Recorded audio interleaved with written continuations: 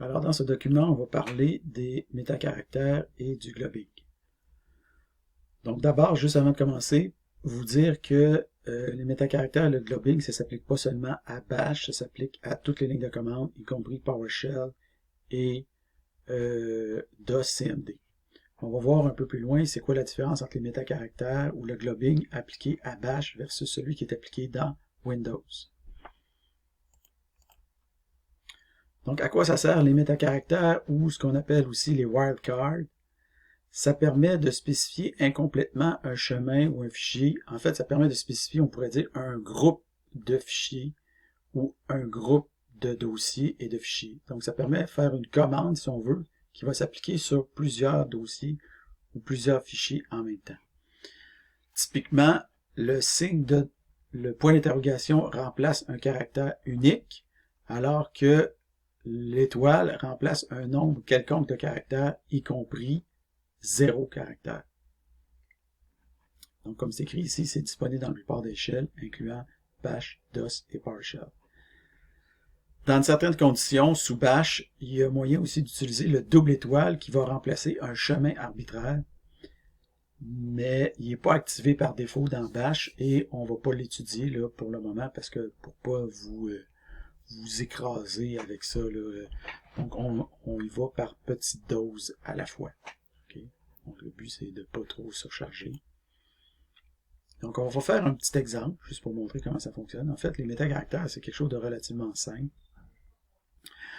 Donc ici, on a le contenu d'un dossier. Donc c'est pas important, là. Ça ici, c'est une espèce de gros bidule.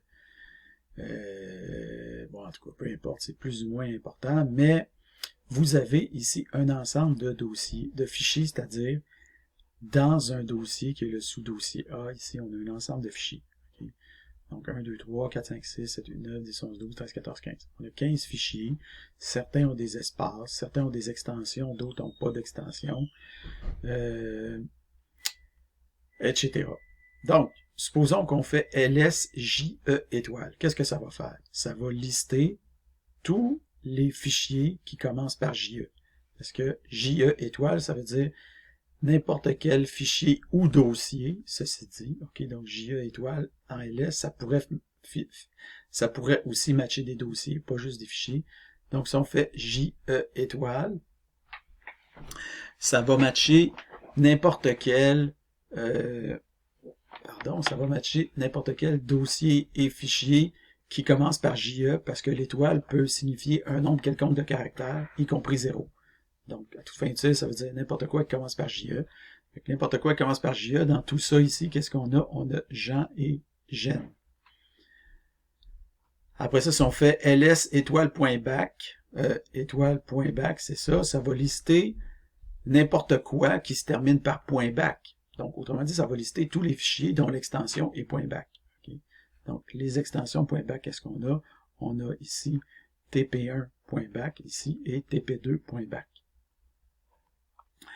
Ça ferait ça, on fait ls étoile dièse 1 étoile ou étoile croisillon 1 étoile ou étoile h1 étoile.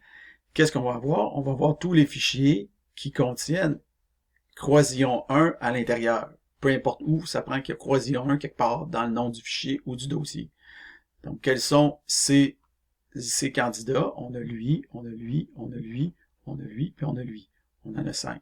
1, 2, 3, 4, 5. Donc, le numéro 1 peut être à la fin, ou il pourrait être au début, mais ici, on n'a pas d'exemple où est-ce qu'il est au début.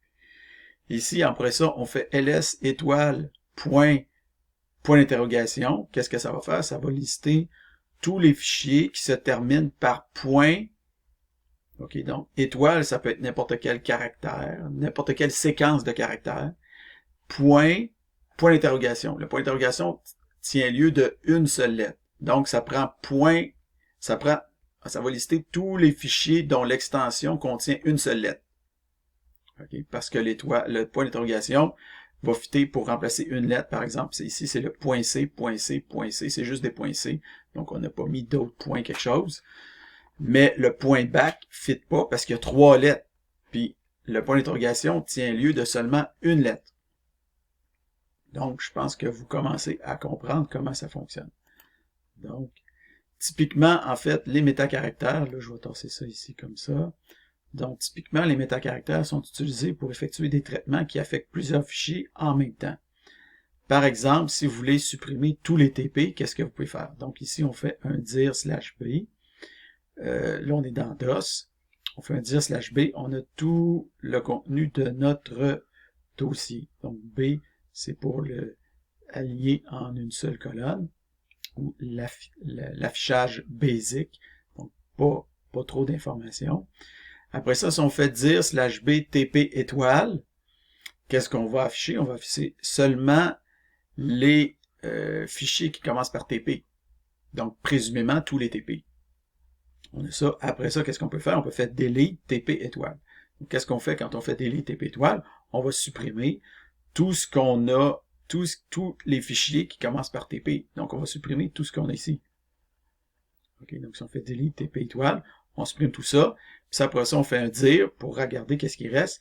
Ben, il va rester ce qu'on a ici, mais tous nos TP ici ont été supprimés, donc il va rester seulement ça. Okay, donc, ça permet de faire une commande qui va s'appliquer à un sous-ensemble des fichiers, par exemple, locaux, ou des fois, ça peut s'appliquer à des dossiers, des choses comme ça. Donc, je pense que vous commencez à comprendre la puissance des métacaractères qui permettent d'affecter plusieurs fichiers ou dossiers en même temps. Donc, ça nous amène à la notion de globbing. Donc, le globbing, c'est le terme technique qui désigne l'expansion des métacaractères pour désigner des fichiers. Un globe, c'est quoi? Un globe, c'est une chaîne de caractères qui contient des métacaractères, c'est-à-dire qui contient des wildcards, et qui donc désigne un ensemble de fichiers. Donc, si jamais ça vous tente d'aller voir c'est quoi l'origine du mot globe, vous pourrez aller voir ici. Puis aller voir c'est quoi le globbing, vous pourrez aller voir ici, sur Wikipédia. Donc, si on fait dir /b étoile, E accent aigu, étoile, si on fait ça ici, étoile, E accent aigu, étoile, c'est un globe. Si vous voulez, c'est un pattern, mais c'est pas un regex. C'est un globe. OK? Donc, il y a une certaine correspondance, si on veut, entre les regex et les globes. Ça désigne, les deux désignent un pattern qu'il faut matcher. OK? Mais les globes, c'est des fichiers puis des dossiers. Puis le patron de matchage, il n'est pas tout à fait le même. Donc, ça, c'est un globe. Et le globbing, c'est le processus d'expansion des métacaractères. Donc, ça va faire que ça va donner ça ici, frédéricguérin.txt, accent aigu, accent aigu, accent. Dans ce cas-là, ça va afficher tous les fichiers qui contiennent un accent aigu dedans. Petite différence entre Unix et Windows. Donc, il existe une différence fondamentale entre l'expansion des métacaractères dans Unix Bash et sous Windows CMD. Donc, sous Unix, l'expansion fonctionne quelle que soit la commande. Pourquoi? Parce que c'est Bash lui-même qui génère l'expansion. Okay. Donc, ça, c'est une différence fondamentale. En particulier, qu'est-ce que ça veut dire? Ça veut dire que si vous utilisez la commande echo, alors vous pouvez vous servir de cette commande-là pour savoir ça va être quoi l'expansion de votre globe. Par exemple, si vous faites ls, on voit le contenu du dossier sur répertoire A, on voit ça ici. Si on fait echo étoile, ben étoile a été remplacé automatiquement par le contenu, a été expansionné, si vous voulez, par les fichiers locaux. Donc, echo étoile, c'est comme ça vous avez fait echo Frédéric Guérin, lorem ipsum, .txt. C'est exactement si vous aviez fait ça, parce que c'est Bash qui va remplacer l'étoile par le contenu des fichiers locaux, et echo va recevoir ça, puis il va juste avoir faire l'écho. Donc, c'est pour ça que quand on fait l'écho, on obtient ça ici. Si on fait echo étoile, accent aigu, étoile, ben ça va afficher tous les fichiers qui ont un accent aigu dedans, puis si on fait echo accent aigu, étoile, ça va afficher tous les fichiers qui commencent par un accent aigu. Donc, on a ça ici. Par contre, dans Windows CMD PowerShell, chaque commande expansionne pour elle-même les métacaractères. Ça veut dire que c'est pas CMD PowerShell qui s'occupe de l'expansion, puis donc ça veut dire qu'il y a certaines commandes pour lesquelles le globbing ne marchera pas. Okay. Donc, par exemple, ici, si on fait un dir /b, on voit les trois fichiers s'afficher. Si on fait un dir étoile, accent aigu, étoile, on voit les deux fichiers s'afficher exactement comme ça fonctionne pour dans Bash. Par contre, si on fait écho, étoile, accent aigu, étoile, ça affiche étoile, accent aigu, étoile. Ça, c'est dans DOS CMD. Parce que la commande echo ne prend pas en charge le globbing dans Windows CMD PowerShell. Donc ici, on peut dire que ça fait 1-0 pour Bash par rapport à CMD PowerShell, ou si vous voulez, ça fait 1-0 pour Linux par rapport à Windows.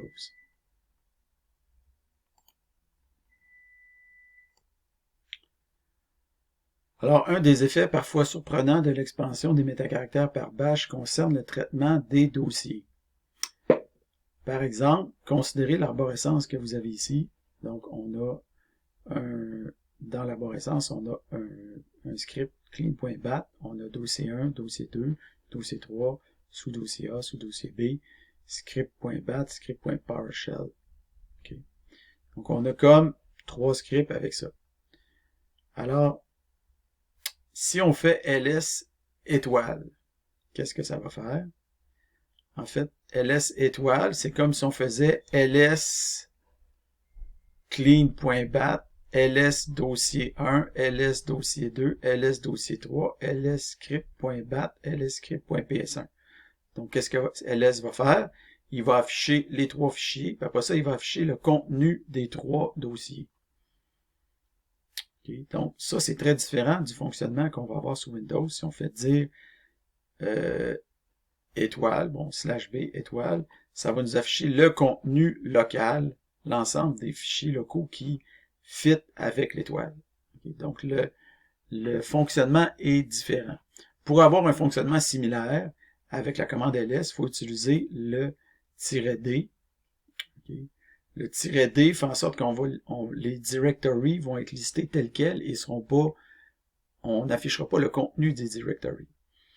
Donc, ou des dossiers si vous voulez. Donc, on n'affiche pas le contenu des dossiers, on affiche les dossiers tels quels, puis le 1 fait en sorte qu'on affiche en une colonne. Donc, si on fait ls-d 1 étoile, on va avoir un affichage exactement comme on aurait dans DOS Windows.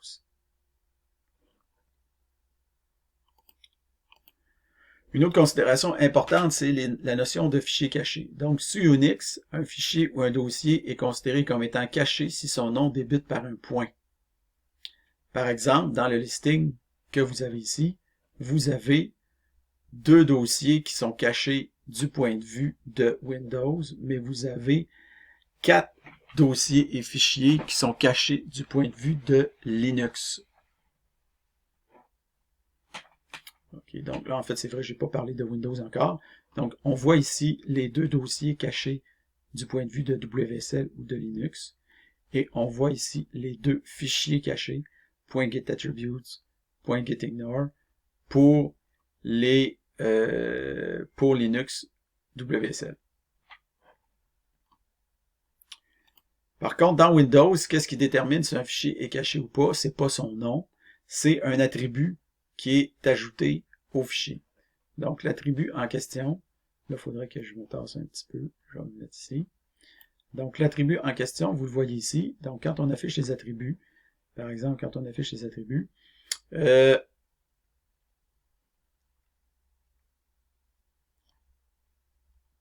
première chose à faire, ok, ici, quand on affiche les attributs, si un fichier est caché, son attribut caché va être coché, en fait.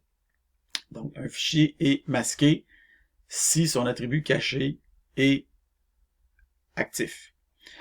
Maintenant, ça se peut que les fichiers cachés, vous ne les voyez pas, comme les fichiers dans Windows, les fichiers cachés, on les voit ici, sont plus pâles que les autres. Okay. Eux autres sont en pleine... on peut les voir complètement, tandis que les autres, on voit qu'ils sont légèrement pâlis. Ça veut dire qu'ils sont masqués. Mais moi, j'ai activé l'affichage des dossiers masqués et des fichiers masqués, puis normalement, vous devriez le faire en tant qu'informaticien. Donc, ici, pour le faire, il faut tout simplement, dans l'explorateur Windows, il faut tout simplement cocher la case élément masqué. Donc, si je vais juste aller vous montrer ça. Donc, ouais, là, j'ai ça ici.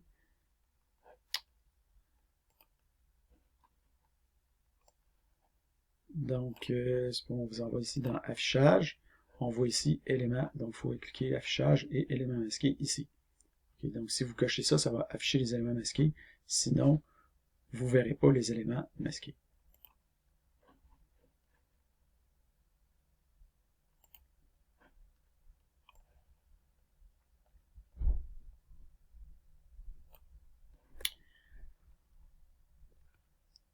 Donc, puisque Windows et WSL, Linux n'ont pas la même notion de caché, ça veut dire qu'un fichier ou un dossier pourrait être caché dans Unix, caché dans Windows, c'est-à-dire pourrait être visible dans Unix et visible dans Windows. Par exemple, vous avez package ici qui est visible dans les deux, pourrait être caché dans Unix, mais pas caché dans Windows. Par exemple, le gitignore et le gitAttribute. Ici, ils sont cachés dans Linux, mais ils ne sont pas cachés dans Windows. Pourrait être caché dans Unix, mais pas caché dans Windows. Là-dessus, vous n'avez pas d'exemple de ça. Mais ça serait un fichier, par exemple, qui serait caché dont l'attribut serait caché dans Windows, mais qui commencerait pas par un point dans Linux. Et finalement, vous avez la possibilité d'être à la fois caché dans Unix et à la fois caché dans Windows, comme ici le point Git et le point Visual Studio.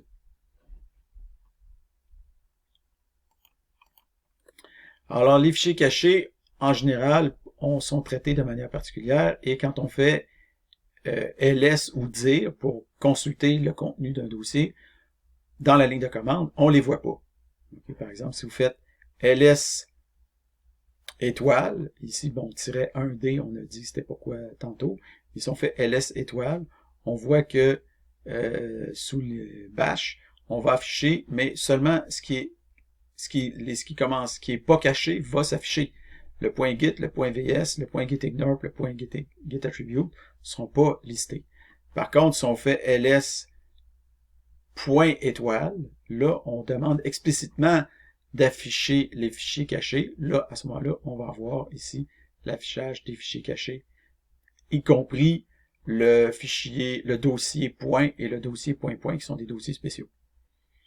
Dans Windows, si on fait dire étoile, on voit que tout s'affiche, sauf ce qui est caché, c'est-à-dire le point Git, le point Visual Studio, caché au sens de Windows. Et si on veut par contre afficher les dossiers ou fichiers cachés, ben, il faut le demander explicitement dans la commande dire. Donc on dit avec l'attribut hidden, donc avec l'attribut caché. Donc à ce moment-là, on va afficher le point Git, le point Visual Studio.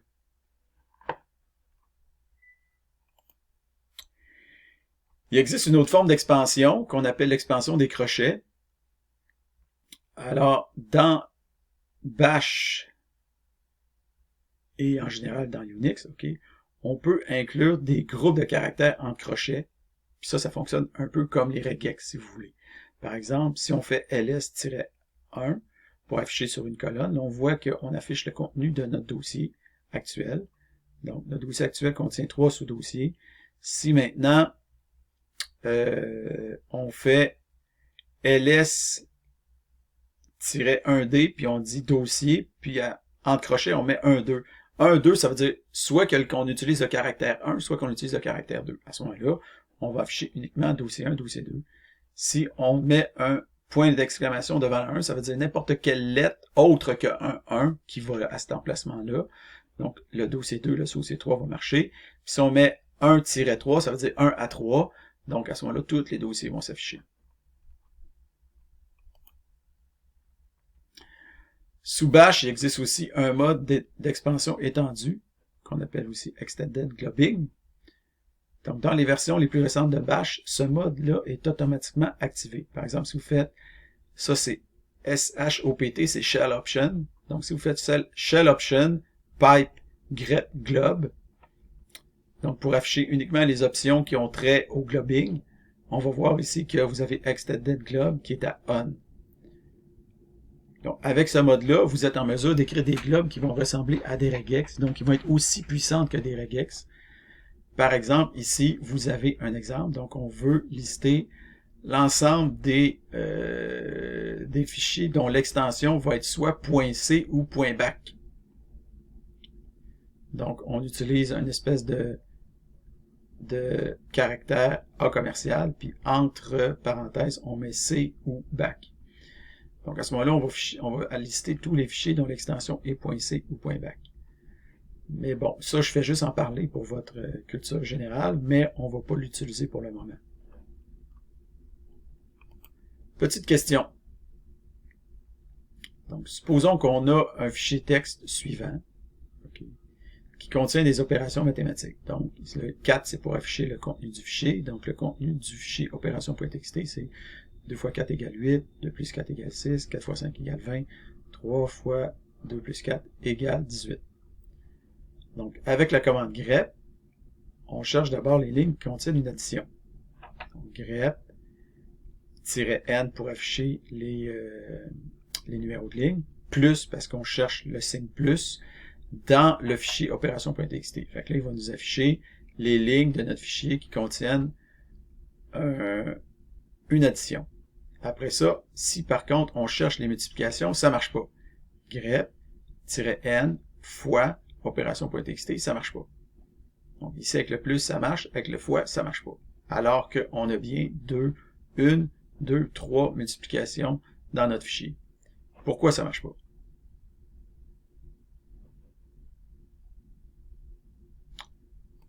Alors, si vous avez répondu que c'est à cause du globbing, vous avez raison. Donc, ça marche pas parce que étoile est un métacaractère, donc il va être interprété spécialement par bash. En fait, il va être expansionné. Donc, pour éviter qu'il soit expansionné, ce qu'on peut faire, c'est qu'on peut le mettre entre simples guillemets, comme on voit ici, ça fonctionne. Entre double guillemets, ça fonctionne aussi. Ou mettre un backslash en avant, ça va aussi fonctionner. Ou si vous voulez, vous pouvez même le mettre entre crochets. Et à ce moment-là, ça va fonctionner. Question 2. Que se passe-t-il si on fait ls, point d'interrogation, mais qu'aucun fichier ou dossier local possède un seul caractère? Donc, de manière plus générale, qu'est-ce qui va se passer lorsqu'aucun fichier ou dossier ou chemin ne match un globe donné en argument? Alors, ici, on a un ls-1, on voit le contenu de notre dossier local. Alors, si on fait étoile.txt, on voit qu'il y a un fichier qui contient étoile.txt. Si on fait étoile.python, alors, qu'est-ce qu'il nous met? Il met ls, cannot access étoile.python, no such file.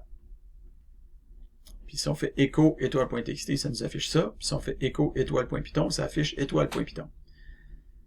Donc, je pense qu'avec ça, vous comprenez qu'est-ce qui se passe, c'est que bash, qu'est-ce qu'il fait? S'il voit un métacaractère, il va essayer de l'expansionner en fonction des fichiers locaux. Mais, si jamais le métacaractère en question, il n'y a pas d'expansion possible, il va le laisser tel quel. Donc, ici, le étoile.txt, il existe une expansion, donc il va le remplacer par opération.txt. Mais quand on fait ici étoile.python, ben, étoile.python, il n'y en a pas ici d'étoile.python. Donc, qu'est-ce qu'il fait? C'est qu'au lieu de le remplacer par rien du tout, il laisse comme ça. Il laisse comme étoile.python.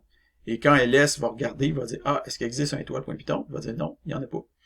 Fait que, il donne une erreur. Même chose si on fait ici echo. C'est pour ça que la commande echo est parfaite pour voir comment se passe le globbing. Parce qu'on voit que quand on fait echo étoile.txt, étoile.txt a été remplacé par bash, par opération.txt. Par contre, si vous faites echo étoile.python, bash n'a pas pu trouver un match pour étoile.python, fait qu'il l'a laissé tel quel. Donc la commande echo va recevoir étoile.python, puis elle va faire un écho de étoile.python.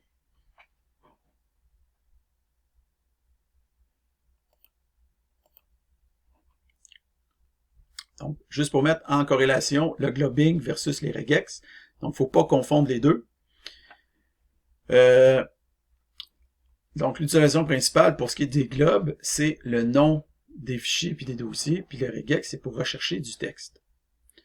La simplicité. Le globbing, c'est plus simple, les regex, c'est plus complexe. La puissance. Les globes, c'est un peu moins puissant, en quelque sorte. Ça fait moins de matchs possibles. On peut moins exprimer de diversité possible. Les regex, c'est plus puissant. Un exemple, vous avez ici AB, point d'interrogation C, ça veut dire la chaîne A, B avec n'importe quelle lettre ici suivi de C, la chaîne ou le fichier ou le nom de fichier ou dossier, tandis que en regex, ce serait AB.C, ou est-ce que le point serait n'importe quel caractère. ABC, ça veut dire n'importe quoi qui commence par ABC, puis en regex, ça c'est ABC, point étoile, donc n'importe quoi qui commence par ABC. ABCD en globe, en regex, ça serait la même chose. Puis AB suivi de n'importe quelle lettre qui n'est ni un C ni un D. En globing, ça s'écrit comme ça, alors qu'en regex, ça va s'écrire comme ça. Donc, en résumé, pour ce qui est des globes, le signe de $, le point d'interrogation, pardon, remplace un caractère unique quelconque. L'étoile remplace un groupe de caractères, possiblement 0 quelconque. Les crochets permettent de remplacer un caractère unique dans le groupe ou hors du groupe, selon qu'on utilise ou pas un point d'exclamation au début. Les remplacements sont effectués par le shell sur Unix, mais par les commandes individuelles sous Windows. Cela fait en sorte qu'il y a une cohérence dans Unix qu'on ne retrouve pas dans Windows. La manière de cacher des fichiers dans Unix, c'est un point en avant du nom du fichier ou de dossier, tandis que dans Windows, c'est un attribut. Et si vous voulez utiliser les métacaractères, mais comme lettres exactes, par exemple, si vous voulez faire un crêpe dans un fichier, ben, il faut les échapper en quelque sorte pour qu'ils perdent leur signification particulière. Donc, on peut faire ça en les mettant entre simple guillemets, double guillemets, backslash ou entre crochets. Donc voilà, ça termine la présentation.